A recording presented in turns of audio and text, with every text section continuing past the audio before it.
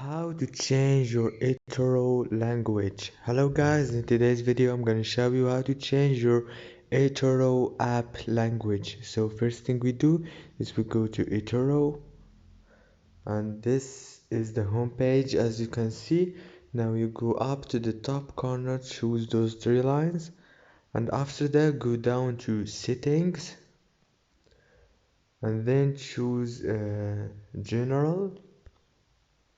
Then go down and you will find English, and you can change the language that you want. There is Espanol, Italiano, Dutch, Russian, Arabic, Polski, Portuguese, Romania. If this video was helpful for you, please don't forget to like and subscribe, and thank you so much for watching till the end.